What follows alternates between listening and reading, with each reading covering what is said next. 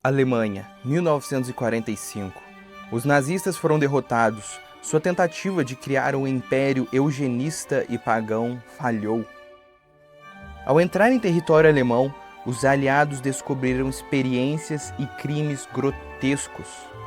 Os nazistas torturavam seres humanos em busca de desenvolvimento científico. Pessoas consideradas inimigos do regime, como dissidentes políticos, judeus, deficientes, padres católicos, foram presos em campos de concentração apenas pela sua mera existência, não por nenhum crime legítimo. Diante de tamanho crime, os aliados tinham que puni-los. É nesse momento que surge um dos maiores dilemas do direito e uma questão essencial para descobrirmos a lei natural. Por que punir os nazistas? A partir de qual lei punir eles? Os responsáveis pelas torturas e prisões apenas seguiam ordens. Eles estavam seguindo a legítima lei positiva da Alemanha nazista.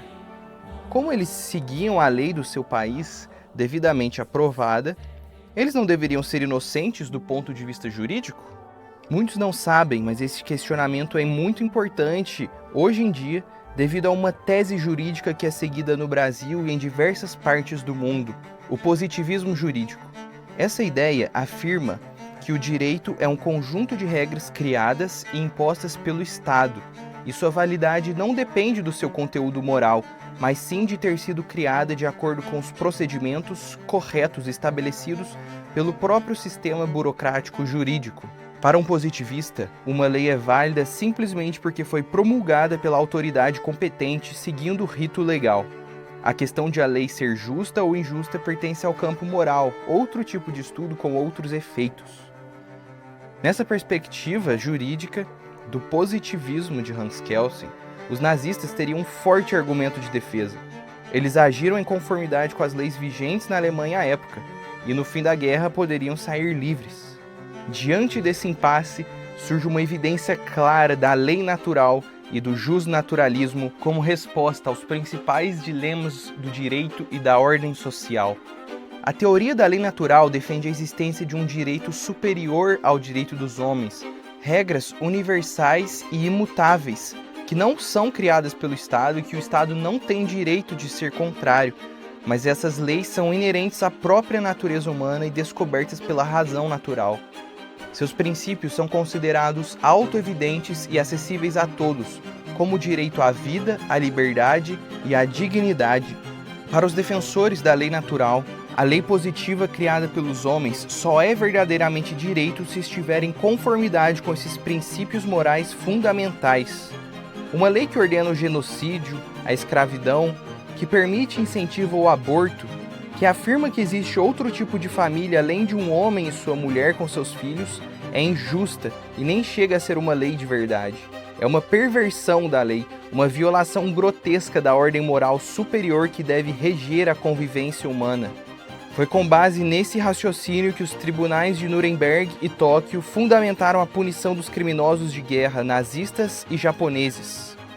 Os promotores e juízes argumentaram que, embora os réus pudessem ter agido sob o amparo da legislação alemã da época, suas ações violaram leis mais fundamentais da humanidade.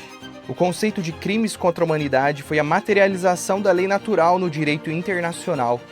Ele estabeleceu que certos atos são tão atrozes e contrários à dignidade humana que são considerados crimes em qualquer lugar e a qualquer tempo, independentemente do que uma legislação local possa dizer. Portanto, a punição dos nazistas não se baseou na lei positiva alemã, mas sim na premissa de que existe uma lei moral superior, a lei natural, que proíbe o assassinato, a tortura e a perseguição sistemática de seres humanos. Ao cometerem tais atos, eles não estavam apenas seguindo ordens, mas violando os direitos mais básicos e inalienáveis de suas vítimas, tornando-se assim criminosos aos olhos da humanidade e aos olhos de Deus. Em seu livro Cristianismo Puro e Simples, C.S. Lewis explica muito bem essa questão, dizendo já no primeiro capítulo o seguinte: Hoje, quando falamos da lei natural, normalmente estamos falando de coisas como gravidade, hereditariedade ou as leis da química. Todavia, quando os pensadores antigos chamaram a lei do certo e do errado de a lei natural, na verdade estavam se referindo à lei da natureza humana. A ideia era que, da mesma forma que todos os corpos são governados pela lei da gravidade e os organismos por leis biológicas, a criatura chamada ser humano também tinha a sua lei, com uma grande diferença.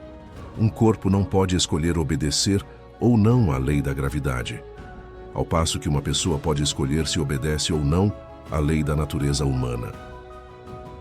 Como organismo, ele está sujeito a várias leis biológicas, a que, como os animais, ele não pode desobedecer. Isto é, ele não pode desobedecer àquelas leis que compartilha com outras coisas, mas a lei que é peculiar à sua natureza humana, a lei que ele não compartilha com animais, vegetais ou coisas inorgânicas, é a que ele pode desobedecer, se assim desejar. Essa lei foi chamada de lei natural, porque as pessoas acreditavam que todos a conhecessem por natureza e não precisavam ser ensinados por outros. É claro que eles não estavam dizendo que não seria possível encontrar um indivíduo estranho por aí que não a conhecesse, da mesma forma que você é capaz de encontrar pessoas que sejam daltônicas ou que não levam jeito para a música. Entretanto, tomando a raça como um todo, eles achavam que a ideia humana de comportamento digno fosse óbvia para todo o mundo. Creio que eles estavam certos. Se não estivessem, então tudo o que dissemos sobre a guerra teria sido absurdo. Que sentido teria dizer que o inimigo está errado se o certo não for algo real que, no fundo, os nazistas conheciam tão bem quanto nós e tinham o dever de pôr em prática?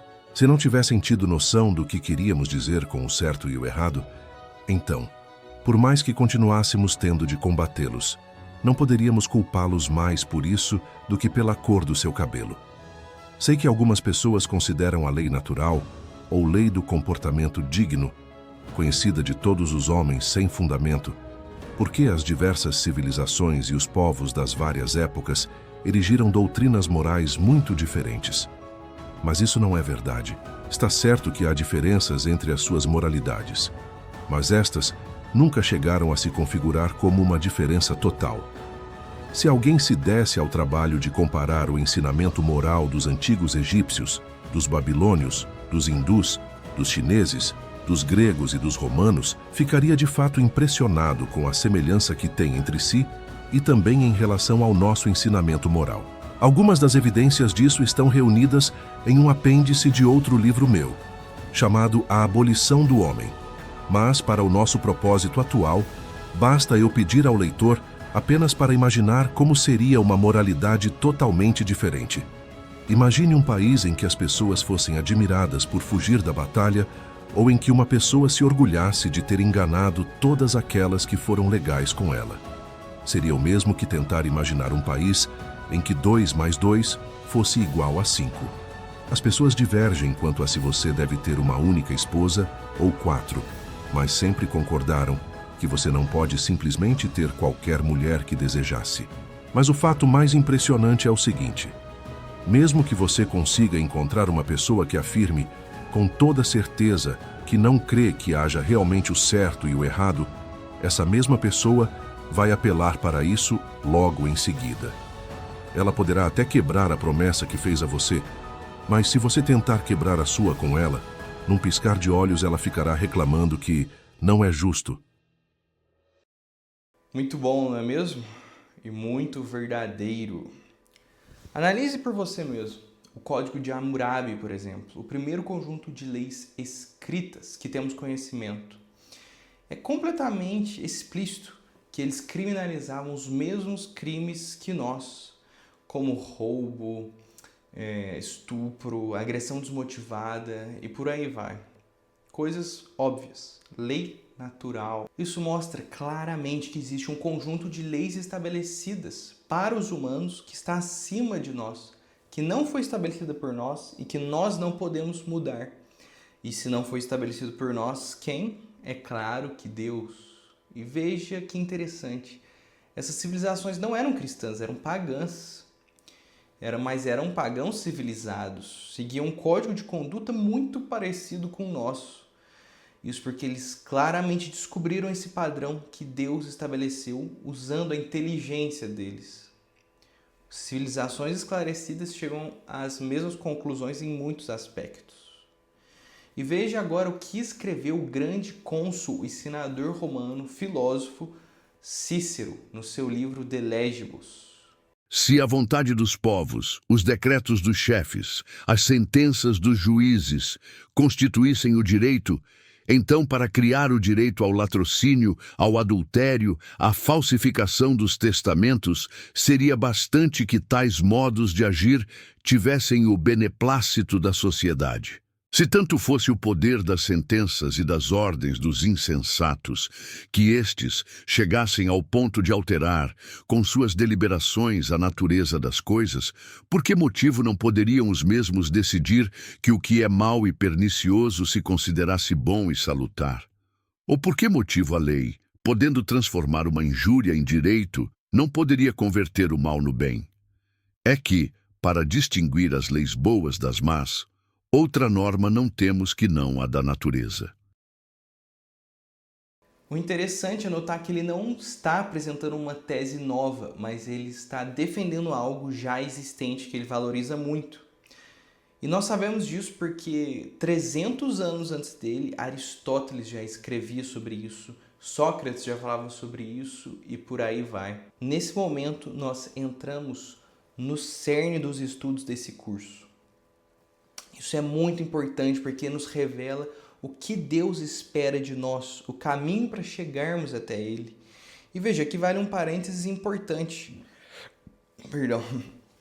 Como C.S. Lewis já indicou no trecho que nós lemos, por mais que essas leis da natureza para a humanidade sejam claras, o ser humano tem a liberdade, o poder de agir contra elas. Isso se dá por dois motivos, que na verdade são um, mas eu vou dividir em dois para ser mais didático, que são o livre-arbítrio e o fato de sermos imagem e semelhança de Deus.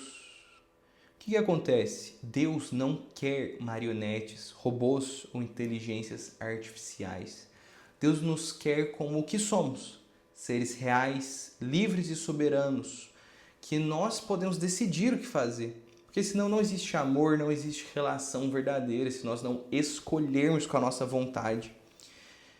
Mas para nós escolhermos, nós temos que inteligir primeiro, usar a inteligência, descobrir o que é bem e seguir o bem. Essas pessoas escolhem ter o mal como o bem, uma inversão. É isso que é o satanismo, é a inversão de tudo, porque demônio não consegue criar nada, não tem esse poder, só Deus pode criar algo do nada. Então o demônio inverte tudo, o mal inverte.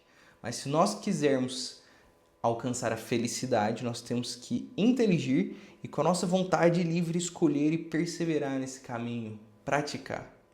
E veja bem, Nosso Senhor deixa muito claro que essa vontade dele em várias passagens do Evangelho. E eu separei algumas para nós, algumas que deixam isso bem claro. Nem todo o que me diz, Senhor, Senhor, entrará no reino dos céus, mas aquele que faz a vontade de meu Pai, que está nos céus.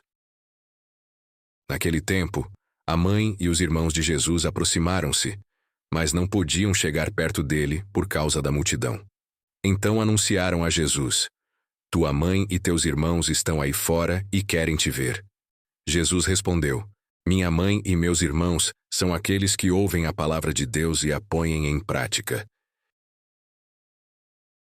Então, meus caros, o que é a vontade de Deus? A lei natural. Como vimos em C.S. Lewis, a lei do certo e do errado.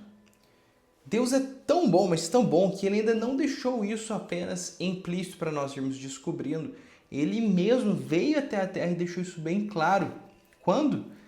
Na revelação dos 10 mandamentos, ali com Moisés. Eles que são a demonstração, a expressão máxima da lei natural. Na igreja, até hoje, é ensinado que o pecado mortal é aquele que atenta diretamente e deliberadamente contra um dos 10 mandamentos da lei de Deus ou um dos 5 mandamentos da igreja. E é exatamente isso que nós vamos ver na próxima aula. Nós vamos destrinchar cada mandamento, ver sua importância, tanto que ele é bom para nós enraizarmos isso em nós e praticarmos, vivermos o que Deus pede para nós, para nos aproximarmos dele, sermos cada vez mais santos, felizes. Muito obrigado por ter assistido até aqui. Mande suas dúvidas e até mais.